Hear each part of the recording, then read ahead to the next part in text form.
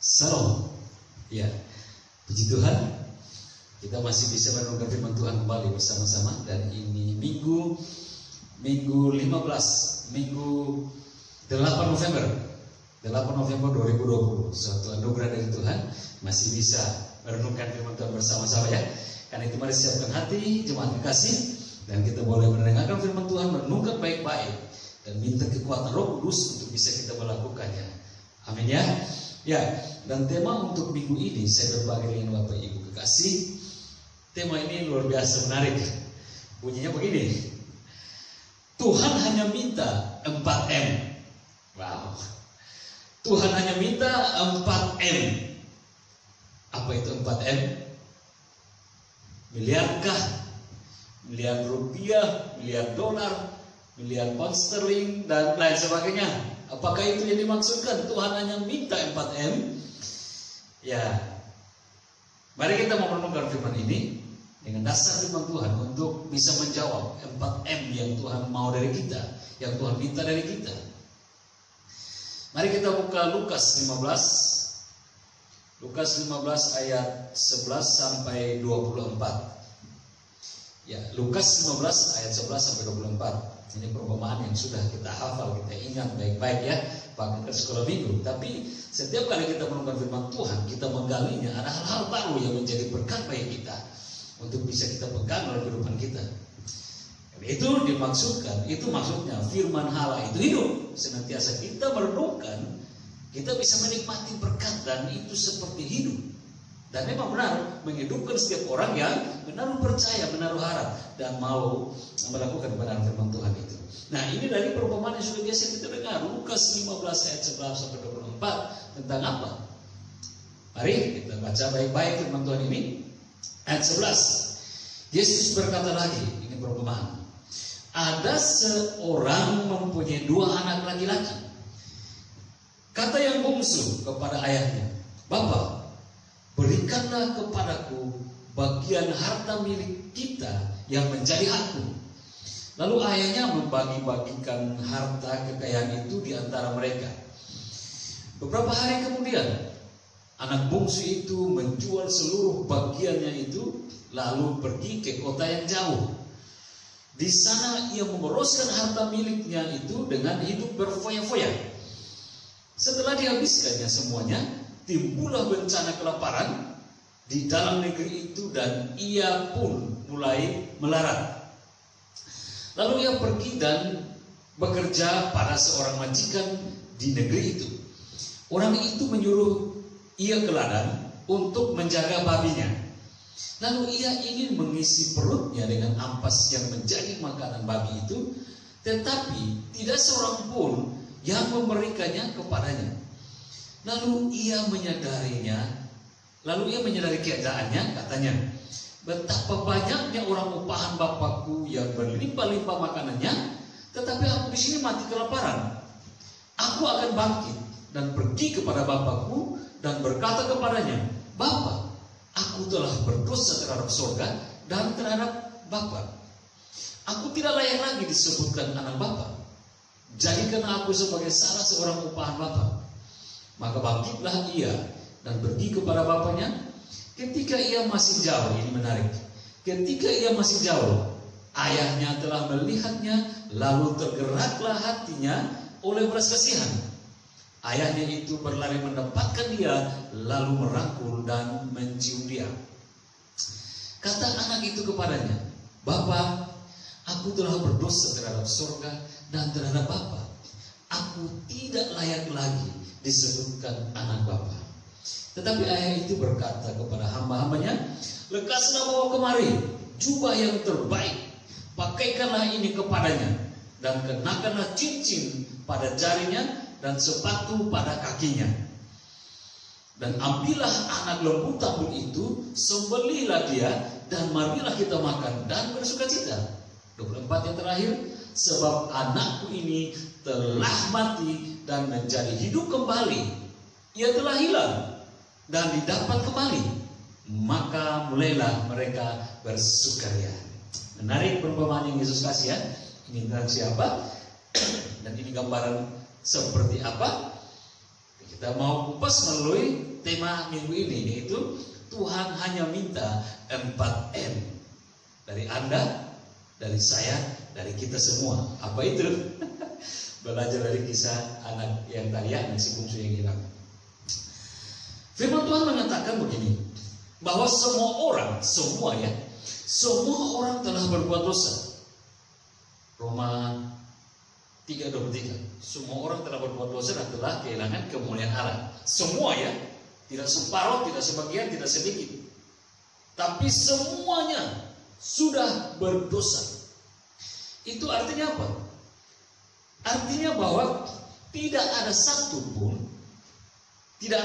orang pun yang dengan perbuatannya, entahlah itu perbuatan baik, dianggap dunia ini ya, dapat lenggang kangkung masuk ke surga. Paham maksud saya? Artinya begini, Alkitab mengatakan bahwa semua manusia, berarti sejak Adam sampai semuanya, para nabi-nabi, para rasul, dan sampai saat ini dan nanti mungkin ada manusia yang akan datang lagi, semua sudah berdosa.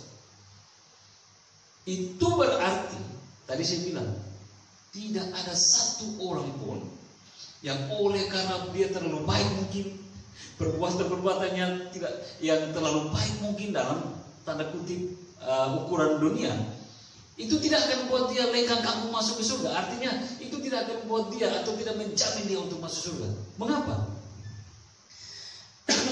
Karena di hadapan Tuhan tidak ada lagi yang layak. Akibat apa? Akibat dosa manusia itu sendiri. Nah, ini artinya juga bahwa kesempatan kita untuk jatuh lagi dalam dosa masih terbuka. Meski kita sudah bisa berbuat baik, berbuat benar, tetapi karena kita semua sudah berdosa, maka sehebat apapun perjuangan kita, apapun untuk coba mau baik, masih ada kesempatan bahwa kita bisa jatuh lagi ke dalam dosa. Mengapa? Karena masih ada kuasa dosa yang melekat di dalam daging kita, dalam kehidupan kita. Ini Roma 7:23. Tetapi di dalam anggota-anggota tubuhku, aku melihat hukum lain yang berjuang melawan hukum akal budiku dan membuat aku menjadi tawanan hukum dosa yang ada di dalam anggota-anggota tubuhku. Ini perkataan Paulus dalam Roma 7:23. Makanya di ayat-ayat sebelum dan selanjutnya itu dibilang apa? Makanya itu aku mau coba buat yang baik, ternyata yang jahat yang aku berbuat. Kenapa? Itu tadi lihat di dalam tubuhnya, di dalam hidupnya ada hukum-hukum dosa yang ikut di situ.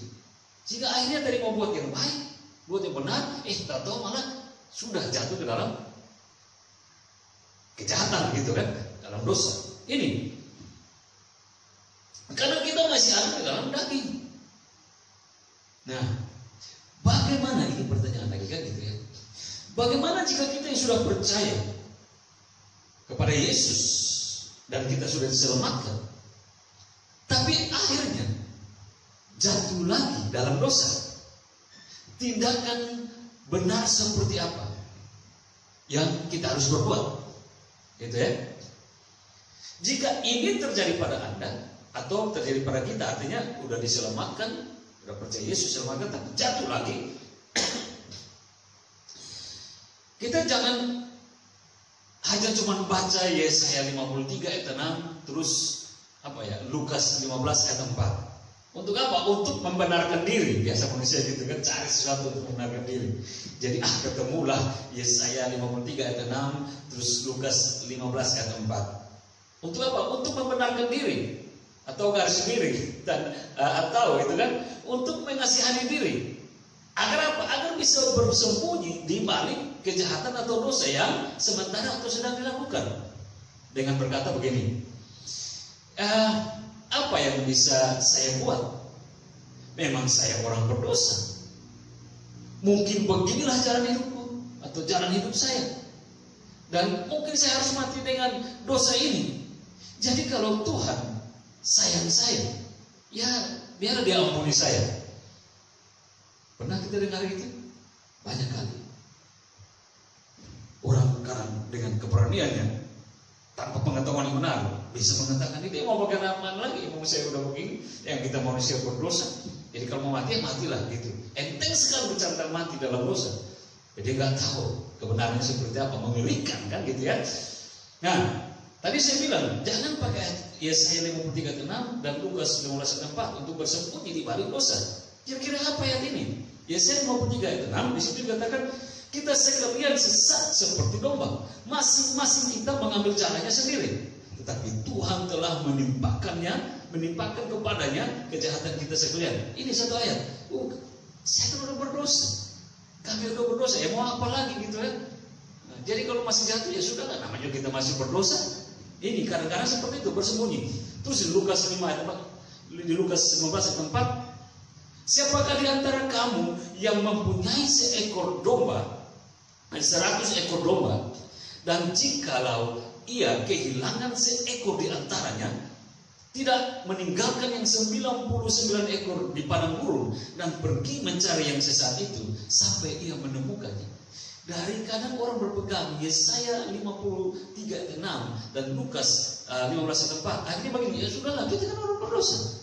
Nanti juga kalau Tuhan mengasihi kita, ya Dia pasti mencari kita. Dia datang membalikan kita. Anda keliru di situ. Kalau boleh saya katakan yang keras, hei, Anda keliru di situ. Tuhan sekali lagi tidak pernah menginginkan seorang pun yang mati binasa. Meski kita berbuat dosa, tapi Tuhan tidak pernah menginginkan kematian kita. 2 Petrus 3:9, itu kebenarannya. Tuhan tidak lalai menepati janjinya, sekalipun ada orang yang menganggapnya sebagai kelalaian. Ini perhatikan. Tetapi Ia sabar terhadap kamu yang mau bersembunyi di balik dosa itu kan? Karena apa? Ia menghendaki supaya jangan ada yang binasa. Ini perhatikan, Tuhan tidak pernah menginginkan satu orang binasa. Beliau kenapa? Supaya semua orang berbalik dan bertobat. Ayat ini harus kita pegang. Jangan udah berbuat dosa lalu cari ayat mana ya untuk cari belas kasihan diri sendiri. Jadi tahu-tahu nanti biarlah Tuhan punya belas kasihan, Tuhan datang cari. Kayak gambaran Yesaya 53:6, nanti Tuhan yang tanggung itu. Terus di dalam Lukas 4:4 itu udah digambarkan biasa di kalender-kalender kan gitu ya.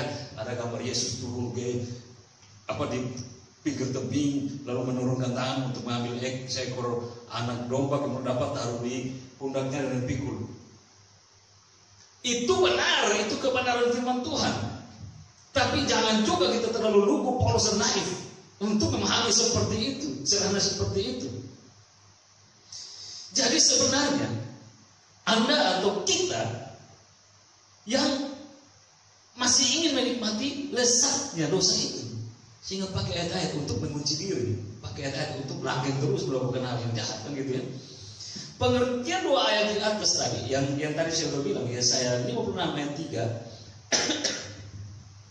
Yesaya 53:6 dan Lukas 15:4.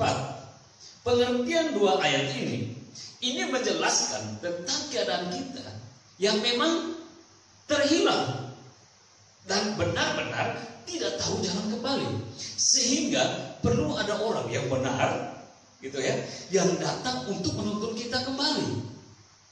Tapi perhatikan baik-baik, 2 ayat ini lebih tujukan kepada keadaan kita sebelum karya penebusan Yesus terjadi gitu. Jadi jangan pakai ayat ini untuk makin berbuat dosa, mau apa lagi kan gitu ya, gitu loh, orang berdosa. Emang ada yang suci di sini, akhirnya terus berbuat dosa. Hati-hati, ingat. Ayat ini membuktikan bahwa menunjukkan benar kita sudah terhilang, kita sudah berdosa. Tetapi ini pada waktu sebelum karya penebusan Yesus terjadi. Nanti ada penggenapannya. Kalau udah penggenapan, apakah ayat ini masih kita pakai untuk menguji diri, tetap berbuat dosa? Hati-hati. Tuhan hanya minta 4M. Apa itu 4M? Tapi ini perhatikan, ingat ya, ini untuk kita, untuk Anda, untuk Bapak Ibu kekasih yang lain, dan untuk saya sendiri.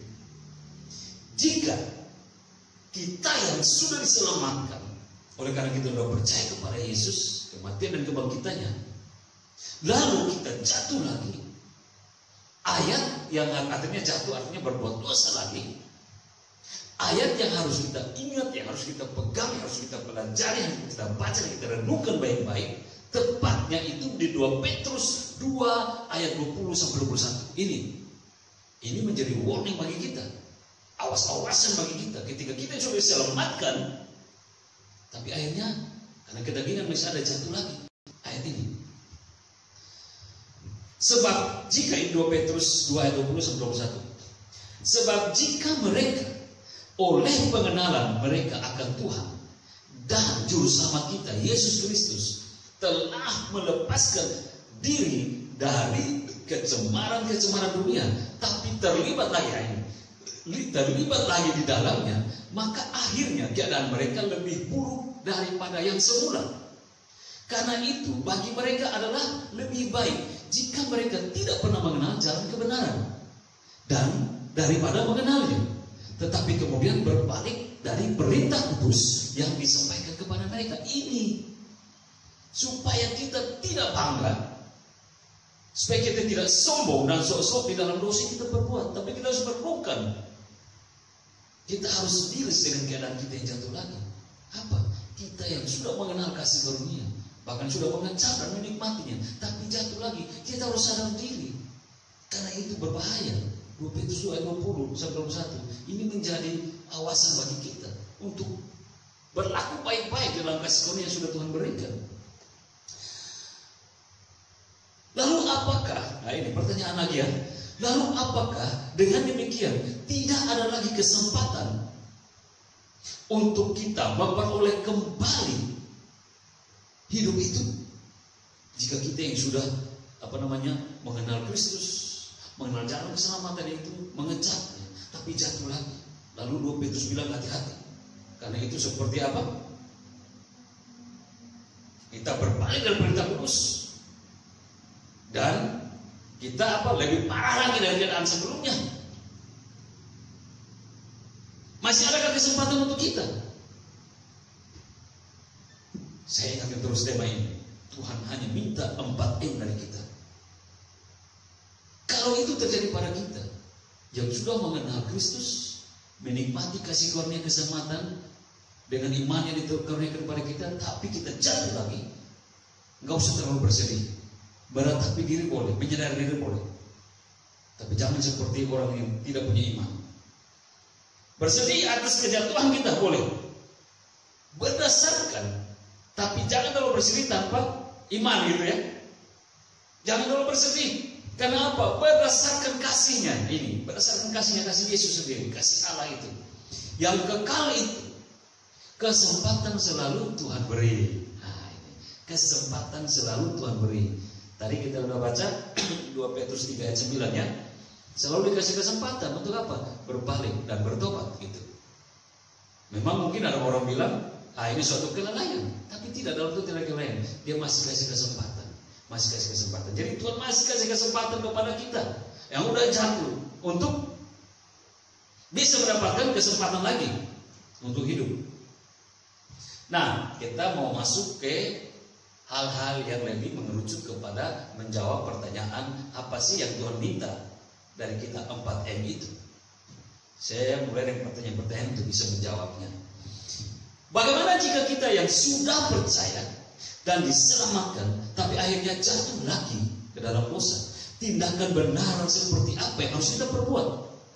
Mari kita belajar dari perumpamaan yang kita baca tadi. Perumpamaan tentang anak yang hilang. Dasar firman Tuhan. Setidaknya ada 4 di sini. Kita mulai satu persatu.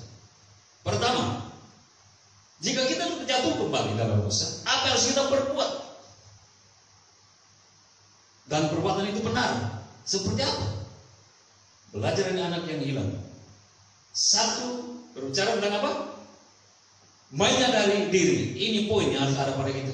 Ketika kita jatuh ke dalam dosa, setelah kita mengenal kasih karunia, kita harus menyadari diri pertama. Lukas 17 tadi, bacaan dalam perumpamaan Yesus dengan anak yang hilang di ayat yang ke-17. Di situ dikatakan apa? Dia sadar. Wah, orang upah bapakku semuanya baik-baik. Mereka menikmati semua yang baik di sana, tapi saya, ya ini mulai sadar keadaannya. Kalau langkah pertama sadar diri, tidak ada pada kita, hati-hati. Itu bisa baik, hati-hati selanjutnya. Udah gak sadar lagi kan selama-lamanya kan gitu ya. Jadi pertama ketika kita jatuh ke dalam dosa, Tuhan minta dari kita 4M. M yang pertama, yaitu apa? Menyadari diri. Yakobus 4 ayat 9. Sadarilah kemalanganmu, berduka cita dan merataplah. Hendaklah tertawamu kamu ganti dengan ratap, dan sukacitamu dengan duka cita. Ini ketika kita sudah jatuh karena kedagingan yang masih di dalam diri kita, menjerat kita dan jatuh ke dalam dosa, cepat-cepat Tuhan minta dari kita M yang pertama, yaitu harus cepat-cepat menyadari diri kita bahwa kita sudah jatuh, kita sudah sesat, kita sudah menyimpang. Lalu mungkin kita bertanya begini, bukankah kita sudah diselamatkan dengan darah Yesus? Kenapa kita masih jatuh lagi dalam dosa? Betul, setiap orang yang percaya kepada Yesus sudah dibebaskan dari kutuk dosa. Roma 8 ayat 1-2. Demikianlah sekarang tidak ada penghukuman bagi mereka yang ada dalam Kristus Yesus. Roh yang memberi hidup telah memerdekakan kamu dalam Kristus dari hukum dosa dan hukum maut. Jadi semua orang yang sudah menerima dari Yesus pasti dibebaskan dari kutuk dosa. Pertanyaannya tadi, kok kita masih bisa jatuh? Nah, kita mau jawab seperti ini. Tapi berhubung di dunia ini kita masih hidup dalam daging, kita baik-baik ya.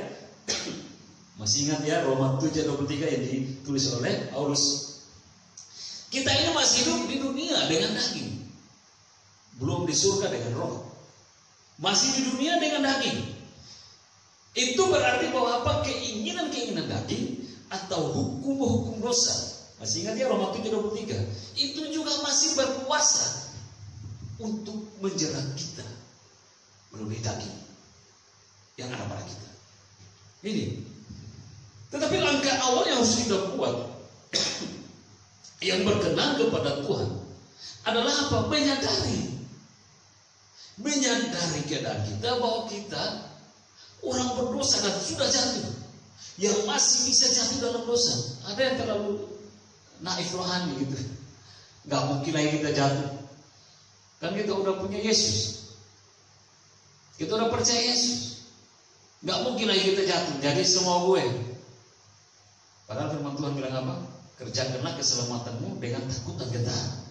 Artinya jangan main-main yang kasih karunia. Memang itu udah selamat, tapi hati-hati.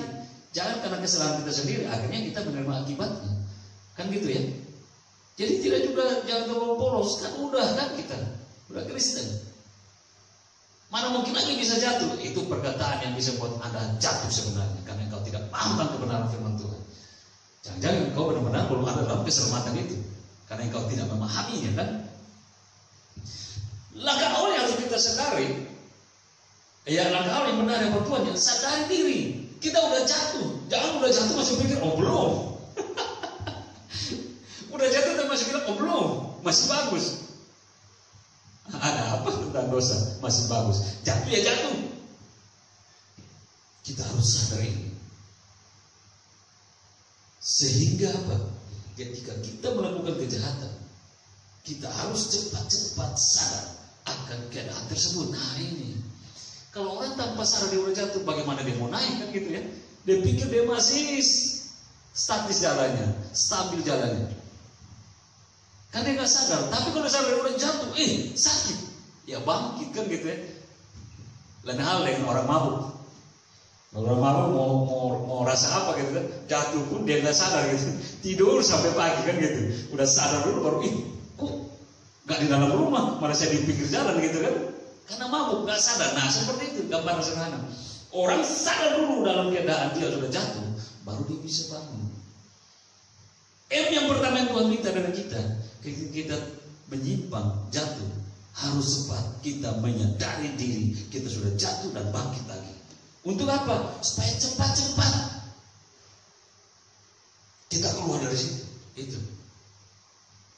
Karena apa? Atau pertanyaan mengapa? Karena ada juga orang yang tidak mau sadar, tapi maunya berlama-lama dalam dosa tersebut. Akhirnya apa? Ya akhirnya benar-benar dia terhilang kan gitu ya. Kan dia sendiri yang memuji hatinya, nggak mau sadar-sadar, pikir masih baik.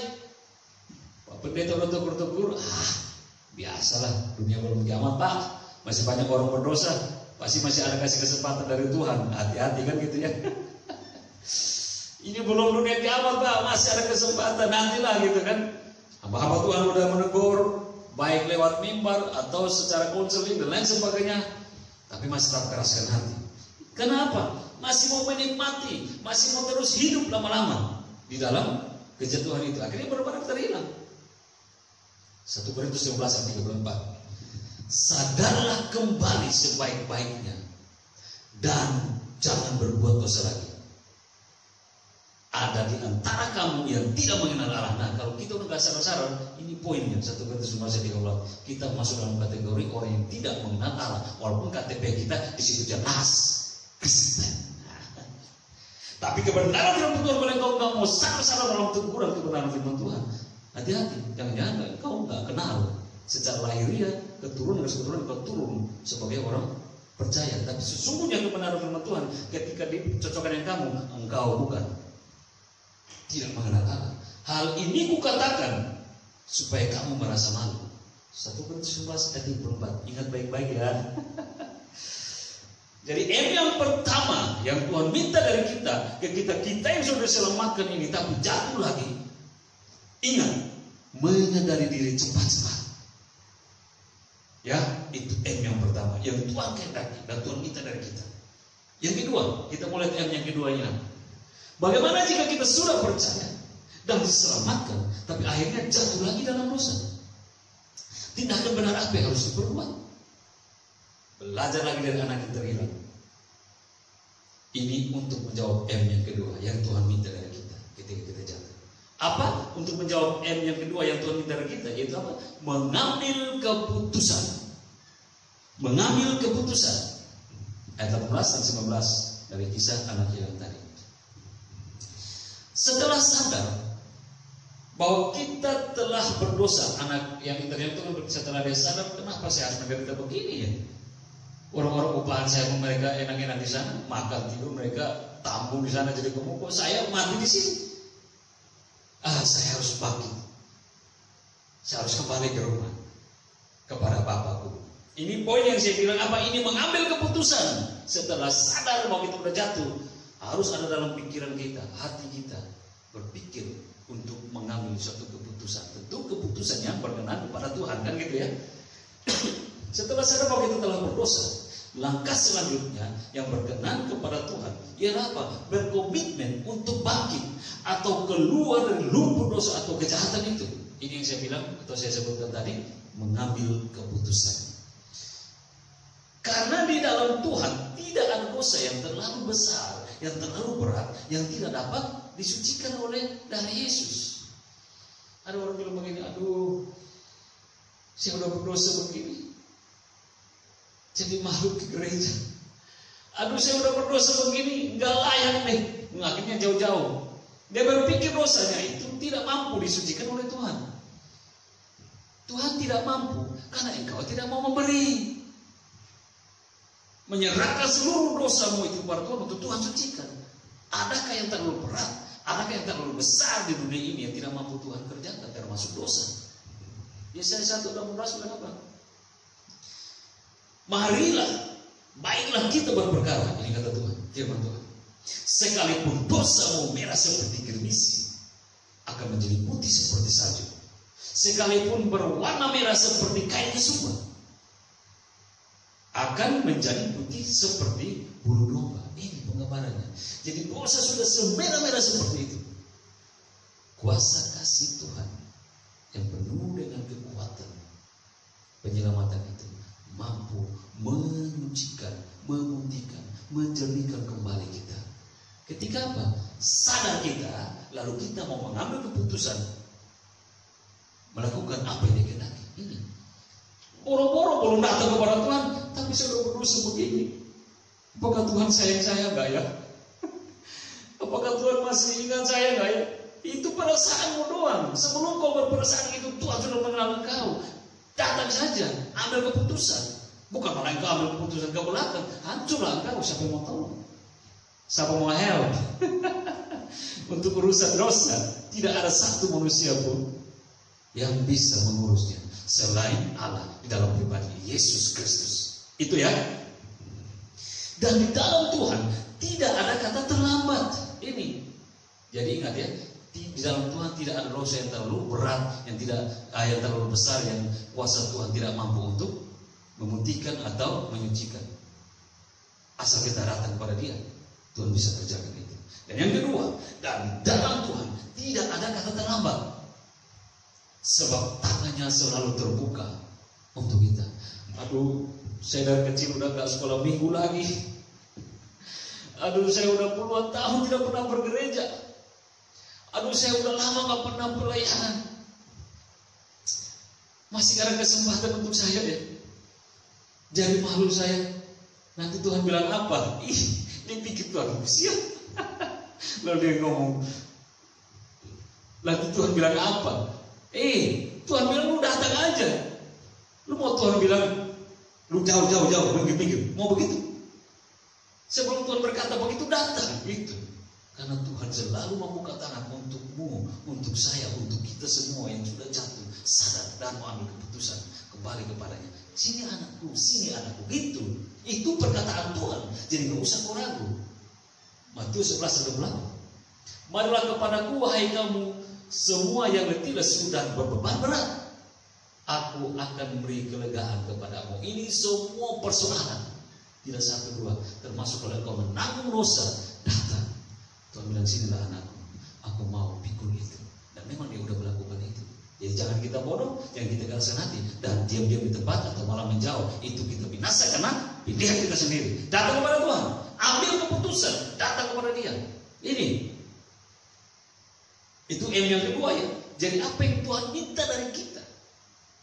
Ketika kita yang sudah selamat ini jatuh lagi, M yang kedua, mengambil keputusan untuk cepat bangkit dari lumpur dosa itu, keluar dari kejahatan-kejahatan yang biasa kita lakukan itu, untuk menuju ke M yang ketiga.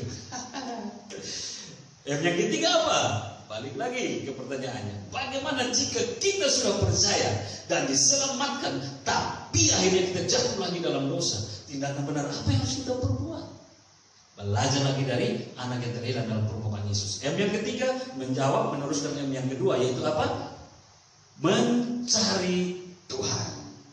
Setelah kita sadar, kita mengambil keputusan untuk apa? Mencari Tuhan. Jangan cari yang lain. Ada orang udah stres dengan pekerjaannya, cari yang lain. Dia pikir situ dapat penghiburan, tahu-tahunya malah hancur kan gitu ya. Jangan cari yang lain, cari Tuhan bisa dulu seluruh persoalanmu, termasuk ketika engkau jatuh. Ayat 20 dari Kisah Anak Terhilang tadi. Setelah kita menyadari kesalahan dan memutuskan untuk meninggalkannya, artinya meninggalkan kesalahan dan dosa-dosa itu, maka tindakan kemudian ini yang ketiga untuk menjawab M yang ketiga yang Tuhan cari dari kita, yaitu yang berkenan kepada Tuhan, ia harus bersegera mencari Tuhan. Kenapa? Mari kita akan lihat.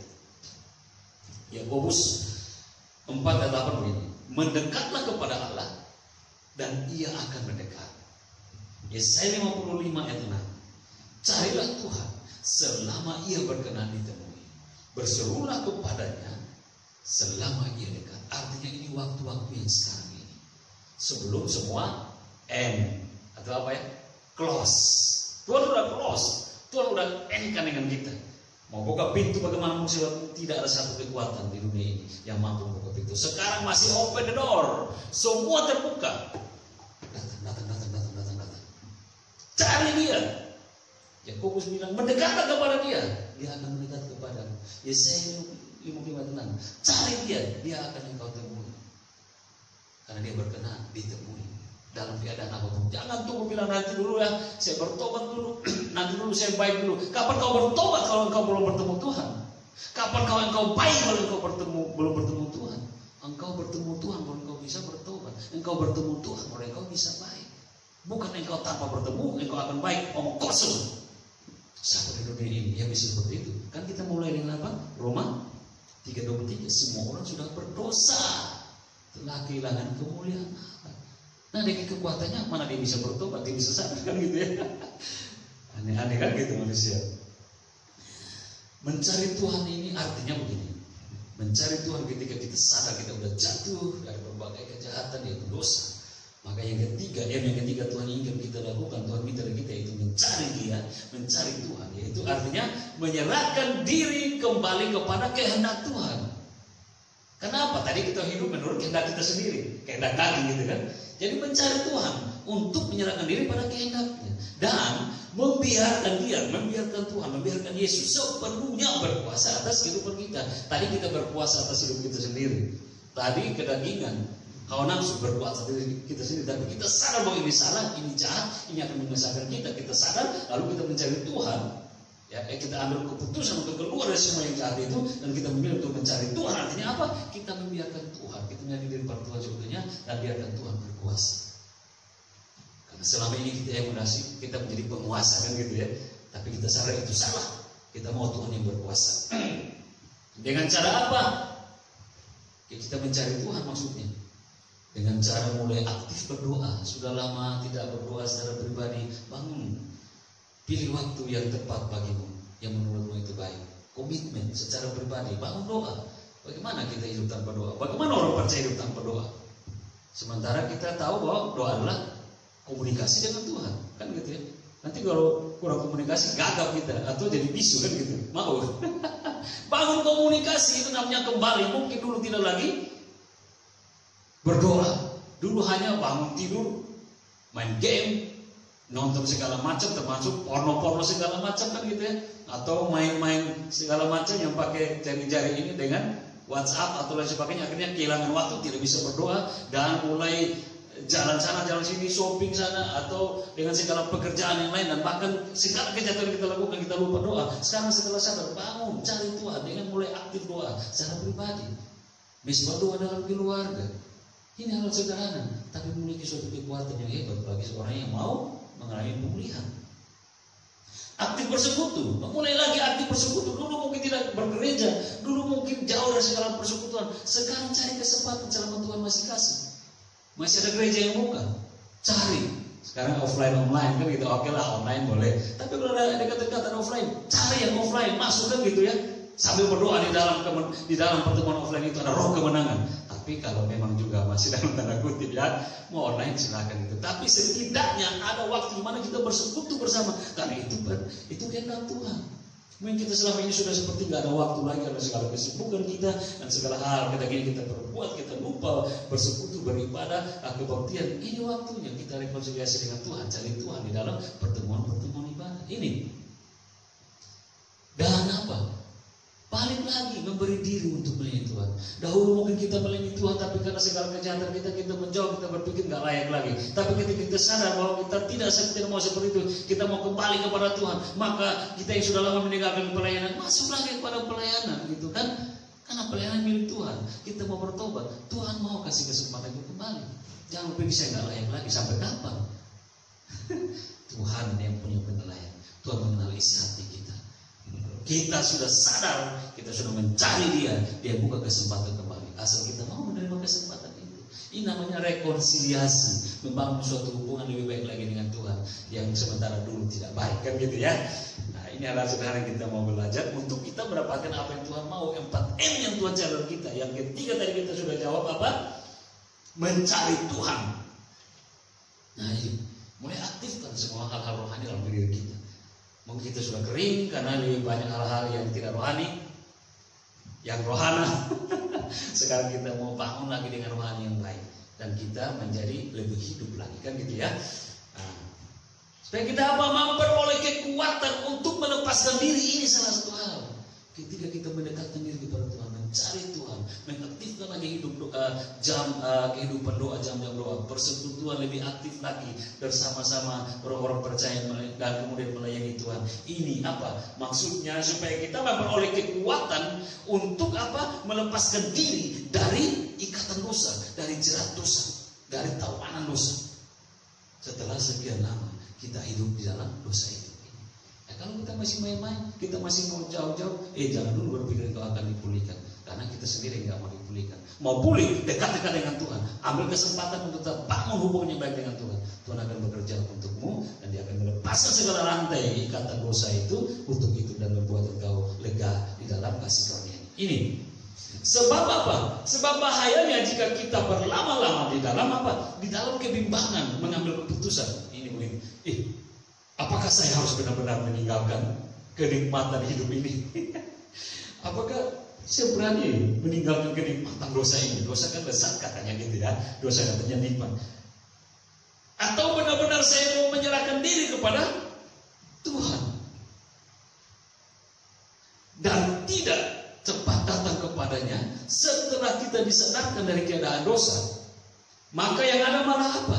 Nah ini hati-hati. Kalau kita masih berpikir di antara dua kaki, mau melepaskan daging yang lezat ini, mau melepaskan dosa yang nikmat ini, atau mau masuk dalam suatu kehidupan yang berkenan kepada Tuhan, ini mulai tercabik-cabik antara yang ini pilih yang ini, yang mematikan, atau yang di sini memilih yang kehidupan bersama Tuhan. Ini mulai terkonfrontasi, mulai terjadi perkelahian antara hukum dosa dan hukum Allah. Roma 7 tadi. Di dalam hidup kita ada dua hukum ini, hukum Allah dan hukum dosa. Tetapi kita percaya dalam kebenaran firman Tuhan yang harus menang hukum Allah, karena itu yang menghantar kita untuk lenggang kangkung ke rumahnya yang kudus itu. Datang kepada Dia, ambil keputusan yang benar, supaya kita memiliki kesempatan untuk hidup yang lebih baik. Bahayanya kalau kita lama-lama, akhirnya apa? Kita malah membuka celah bagi iblis ini untuk masuk bekerja dalam kehidupan kita. Dan seperti firman Tuhan, kita malah apa? Keadaan kita makin lebih parah, kacau, dan akhirnya hancur daripada sebelumnya. Kan gitu ya? Matius 4 ayat 43 sampai 45. Apabila roh jahat itu keluar dari manusia, ia pun mengembara ke tempat-tempat yang tandus mencari perhentian, tetapi ia tidak mendapatinya. Lalu ia berkata, aku akan kembali ke rumah yang telah kutinggalkan itu. Maka pergilah ia dan mendapati rumah itu kosong, bersih, tersapu dan rapi teratur. Lalu ia keluar dan mengajak 7 roh lain yang lebih jahat daripadanya, dan mereka masuk berdiam di situ. Maka akhirnya keadaan orang itu lebih buruk daripada keadaannya semula. Ini firman Tuhan. Jadi warning bagi kita. Kalau kita disadarkan, kita sudah mulai ambil keputusan, cepat-cepat masuk ke dalam tangan Tuhan. Jangan berpikir, jangan ingat lagi kan gitu ya. Jangan ingat lagi kedagingan dosa itu akan buat kamu binasa. Seperti gambaran istri Lot kan, udah mau kasih bebaskan Tuhan ke tempat yang sana hidup, dia masih ingat yang lama dengan segala keenakan duniawi ini Sodom Gomora. Dia balik, dia noleh ke belakang, jadilah dia tiang garam kan gitu ya. Tidak mau melepaskan apa yang lama. Nah ini gambaran juga seperti itu. Kalau kita udah sadar keadaan kita berdosa, cepat-cepat ambil keputusan untuk bangkit dari dosa itu, kemudian menyerahkan diri. Gak usah lagi pertimbangan. Aduh tapi dulu itu enak ya. Oh, mabuk-mabukan itu enak, pornografi itu enak, seks bebas itu enak, selingkuh itu enak, punya pil, punya win itu enak, judi itu enak, dan lain sebagainya gitu ya. Enak.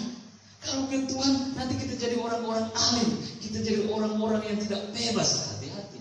Waktu engkau bilang enak itu, engkau jadi tawanan, engkau jadi hamba dosa, dan itu akan bawa kepada kebinasaan. Dan waktu engkau masuk kepada Tuhan, engkau akan menjadi hamba Tuhan, menjadi orang yang dikuasai oleh Roh Kudus, dan engkau pasti punya jaminan kehidupan kekal ini.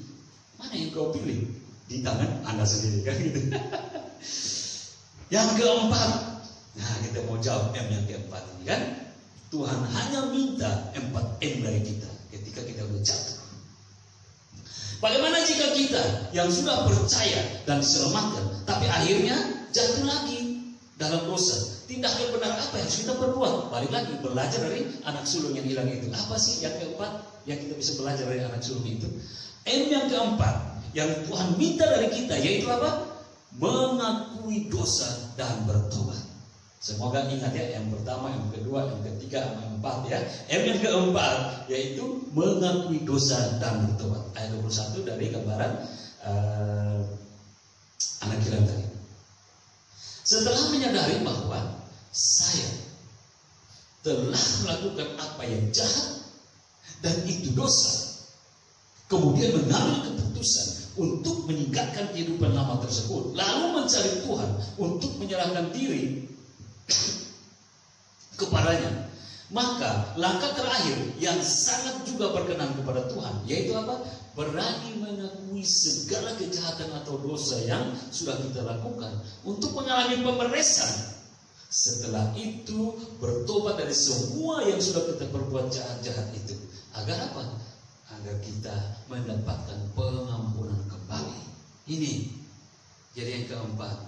Yang keempat yang Tuhan minta dari kita ketika kita sudah jatuh lagi. Mari mengakui dosa kita dan bertobat. Ini kebenaran firman Tuhan yang luar biasa. Dalam 1 Yohanes mengatakan bahwa apa? Dialah Allah yang setia dan adil. Kalau kita menyerahkan diri, kita datang kepada Dia, mengakui segala dosa kita, Dia juga akan berikan belas kasihan yang pengampunan. Ini kebenaran firman Tuhan. Jangan takut berpikir, aduh saya udah banyak dosa, saya udah punya banyak masalah, saya udah buat begini. Lalu mau apa? Mau bisa suci sendiri, mau bisa baik sendiri, mau bisa berubah sendiri? Gak bisa. Kalau engkau cuma tinggal di rumah, gereja di belakang rumah, atau gereja di samping rumah, atau gereja di depan rumah, orang lagi puji-puji, lagi menyembah, lagi melayani, di rumah hanya begini aja. Aduh, saya udah berdosa, saya nggak bisa ke gereja gitu. Para orang lain di sana lagi menyembah Tuhan, lagi melayani. Kita mengunci diri karena merasa berdosa, terus mau mengasihani diri dengan Yesaya 53 ayat 6. Lukas 15 ayat 4, nanti siapa tahu Tuhan saya dan Tuhan datang peluk saya, bilang, anakku, engkau terlalu bodoh, marilah kepadaku gitu. Enggak, itu kejadian sebelum Yesus mati.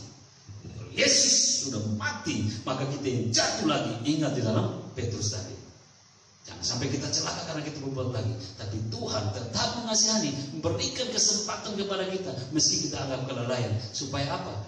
Dia tetap berikan kesempatan agar kita tidak binasa, tapi Dia mau kita berbalik dan bertobat. Ini kebenaran firman Tuhan. Nah, inilah 4M yang Tuhan Yesus mau dari kita ketika kita sudah jatuh dalam dosa. Yaitu apa?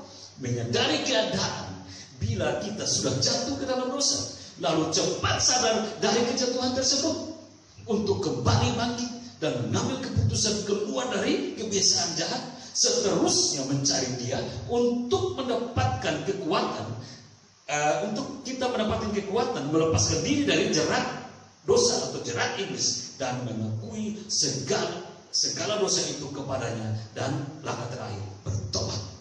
Ingat itu ya. Hanya kekasih Tuhan, Yesus Kristus telah menyediakan keselamatan kepada kita melalui kematian dan kebangkitannya. Sekarang yang harus kita perbuat adalah apa? Datang dan percaya kepadanya dan menerima keselamatan itu. Apapun hitamnya kehidupan kita, kehidupan Anda dengan dosa, dan seberapapun besarnya kejahatan kita, kejahatan Anda, tidak dapat mematahkan kekuatan kuasa keselamatan yang Yesus kerjakan. Asal apa? Asal kita mau sadar dari dosa itu, lalu mencari Dia, kemudian mengaku semua kesalahan itu dan berbalik bertobat, kita pasti hidup oleh karena kemurahan yang besar itu. Amin. Tuhan Yesus memberkati kita. Salam.